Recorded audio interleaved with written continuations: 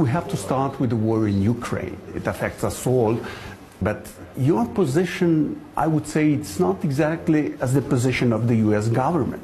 My position is this war could end soon, even right away, on the basis of reasonable negotiations.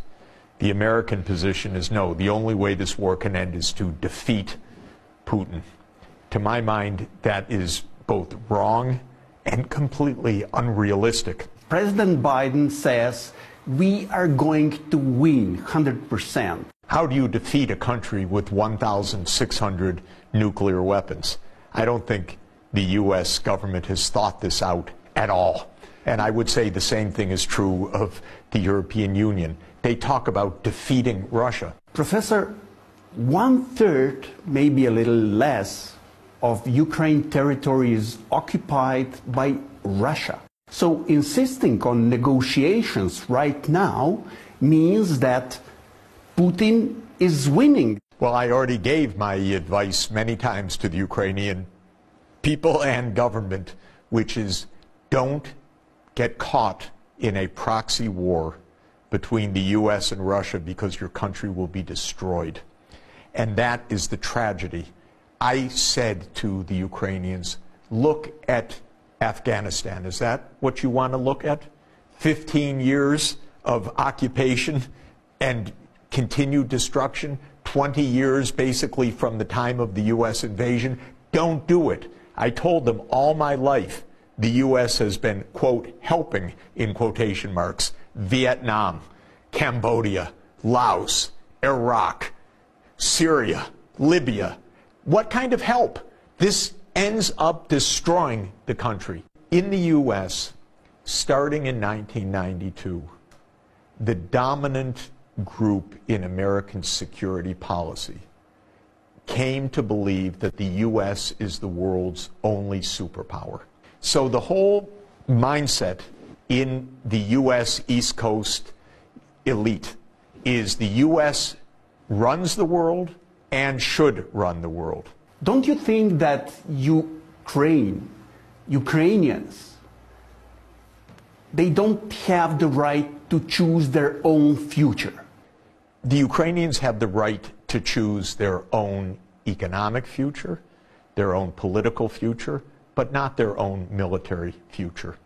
Because choosing their own military future, for example, Ukraine saying, our future is that the U.S. has military bases in Ukraine, is not a choice that Ukraine can make by itself.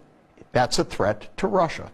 I would advise strongly the Mexican government, for example, do not make a military alliance with China. That's not your choice. That would be a threat. By the way, if Mexico one day said, we listened to the U.S., they said we can do anything we want, we're a free people, we choose China as our partner, I would predict that the U.S. invasion of Mexico would start within about a minute. I strongly advise the Mexican government not to make a military alliance with China. Professor, how can we understand relatively hawkish position of the European allies? I'm really disappointed in European leaders right now because I know privately they have all sorts of views that they are not explaining to their public. I've spoken to the heads of government in Europe where they've said to me, for example, NATO enlargement, very bad idea. In fact, Scholz went to Russia in February 2022 and said to Putin, as long as I'm chancellor, NATO's not expanding. And Putin looked at him and said, yeah, how long are you going to be chancellor? I need the United States as my counterpart, not you. And he told the truth. This is a U.S. alliance. It's not a German alliance.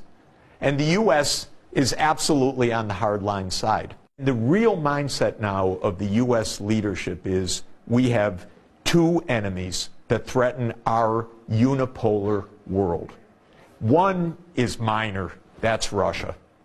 we'll weaken them. We'll have the war for a while. We'll wear them down. But that's a second-rate regional power. They forget about 1,600 nuclear weapons. They forget about 11 time zones. They forget about some of the largest resource deposits in the world. They forget about the talents of the Russian people. All of that. No, Russia, but we'll weaken them. We'll weaken them. The one that's terrifying them is China. They don't quite know what to do. So right now, one of the arguments is we need to be tough in Ukraine to show China we mean business. If we back down now, what's China going to do over Taiwan? Honestly, Ukraine isn't even the center of attention. Ukraine thinks, oh, this is a war about us. No.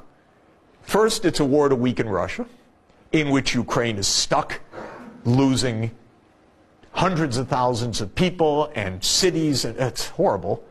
But it's not even about Ukraine in the twisted mindset of some of these elites. It's about China.